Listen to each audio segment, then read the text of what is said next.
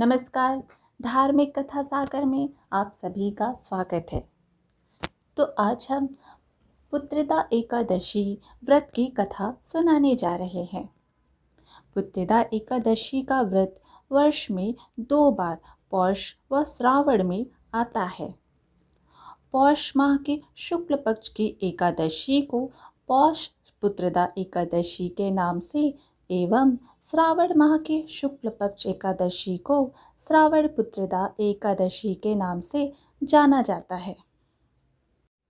पद्म पुराण के अनुसार सांसारिक सुखों की प्राप्ति और पुत्र इच्छुक भक्तों के लिए पुत्रदा एकादशी व्रत को फलदायक माना जाता है। संतानहीन या पुत्रहीन जातकों के लिए इस व्रत को बेहद अहम माना जाता है। तो चलिए प्रारंभ करते हैं श्रावण पुत्रदा एकादशी व्रत कथा। द्वापर युग के आरंभ में ही महेशमती नामक एक नगरी थी। उस नगरी में महाजीत नाम का एक राजा राज्य करता था। वह पुत्रहीन था, इसलिए वह सदा दुखी रहता था। उसे वह राज्य, सुख और वैभव सभी कुछ बड़ा ही कष्टदायक प्रतीत होता था, क्योंकि पुत्र के बिना मनुष्य को इहलोक और परलोक दोनों में सुख नहीं मिलता। राजा ने पुत्र प्राप्ति के बहुत उपाय किए, किंतु उसका हर उपाय निष्फल रहा। जैसे जैसे राजा महाजीत वृद्धावस्था की ओर बढ़ता जा रहा था, वैसे वैसे उसकी चिंता भी बढ़ती जा रही थी। एक दिन राजा ने अपनी सभा को संबोधित करके कहा, ना तो मैंने अपने जीवन में कोई पाप किया है और ना ही अन्यायपूर्वक प्रजा से धन एकत्रित किया है, ना ही कभी प्रजा को कष्ट दिया है और ना कभी देवता और ब्राह्मणों का निरादर किया है।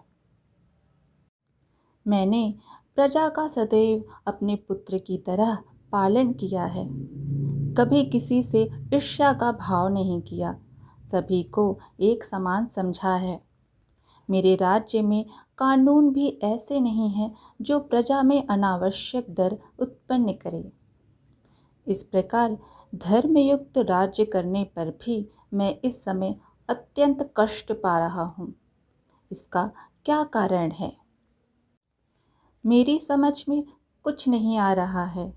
आप इस पर विचार करें कि इसका क्या कारण है और क्या इस जीवन में मैं इस कष्ट से मुक्त हो पाऊंगा।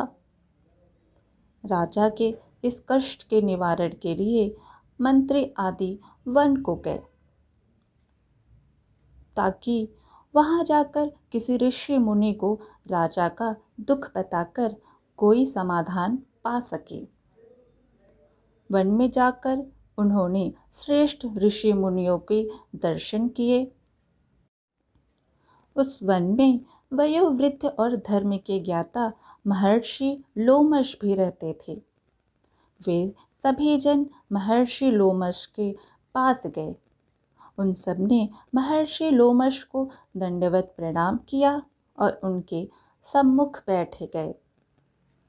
महर्षि के दर्शन से सभी को बड़ी प्रसन्नता हुई और सबने महर्षि लोमश से प्रार्थना की, हे देव, हमारे अहोभाग्य है कि हमें आपके दर्शनों का सौभाग्य प्राप्त हुआ।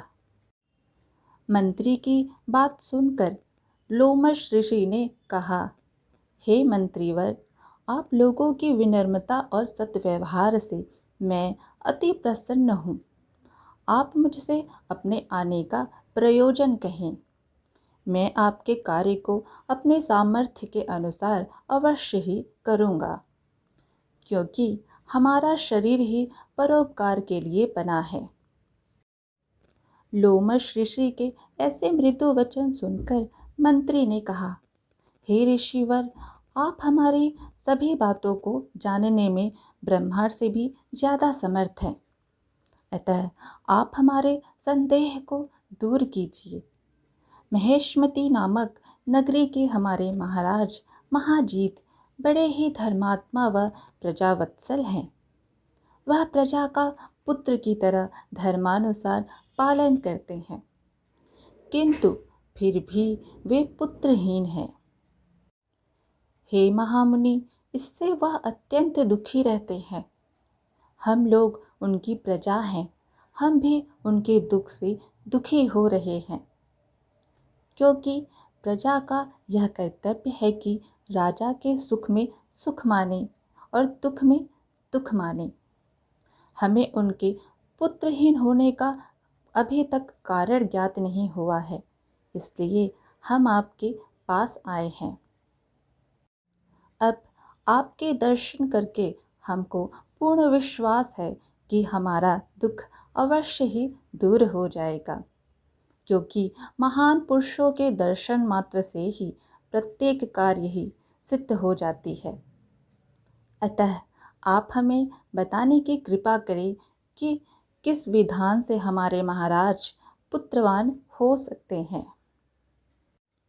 हे ऋषिवर, यह आपका हम पर व हमारे राज्य की प्रजा पर बड़ा ही उपकार होगा। ऐसी करुण प्रार्थना सुनकर लोमश ऋषि ने नेत्र बंद करके राजा के पूर्व जन्मों पर विचार करने लगे।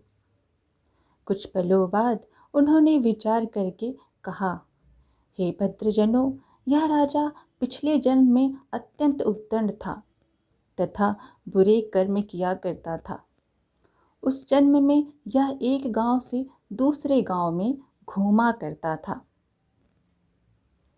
एक बार ज्येष्ठ माह की शुक्ल पक्ष की एकादशी के दिन की बात है। यह 2 दिन से भूखा था। दोपहर के समय एक जलाशय पर जल पीने गया। उस स्थान पर उस समय व्याई हुई एक गाय जल पी रही थी। राजा ने उसको प्यासे ही भगा दिया और स्वयं जल पीने लगा। हे श्रेष्ठ पुरुषों, इसलिए राजा को यह कष्ट भोगना पड़ रहा है।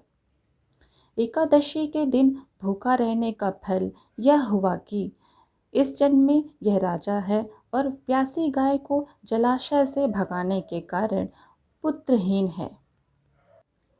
यह जान सभी सभासद प्रार्थना करने लगे, हे ऋषि श्रेष्ठ, शास्त्रों में ऐसा लिखा है कि पुण्य से पाप नष्ट हो जाते हैं।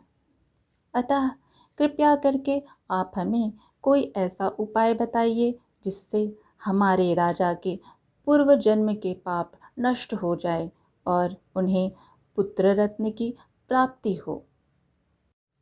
सभासदों की प्रार्थना सुनकर लोमश मुनि ने कहा, हे श्रेष्ठ पुरुषों, यदि तुम सब श्रावण माह के शुक्ल पक्ष की पुत्रदा एकादशी का व्रत और रात्रि का जागरण करो और उस व्रत का फल राजा के निमित्त कर दो, तो तुम्हारे राजा के यहाँ पुत्र उत्पन्न होगा। राजा के सभी कष्टों का नाश हो जाएगा। इस उपाय को जानकर मंत्री सहित सभी ने महर्षि को कोटि कोटि धन्यवाद दिया तथा उनका आशीर्वाद लेकर अपने राज्य में लौट आए।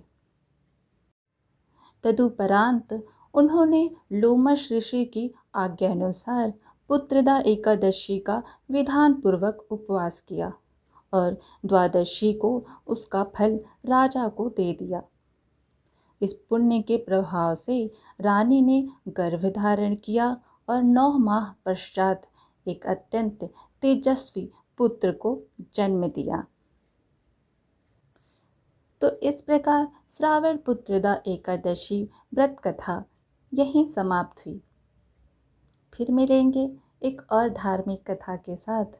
तब तक आप हमारे इस चैनल को सब्सक्राइब करना बिल्कुल ना भूलें, क्योंकि हम अपने चैनल पर ऐसे ही धार्मिक कथा आपको सुनाते रहेंगे।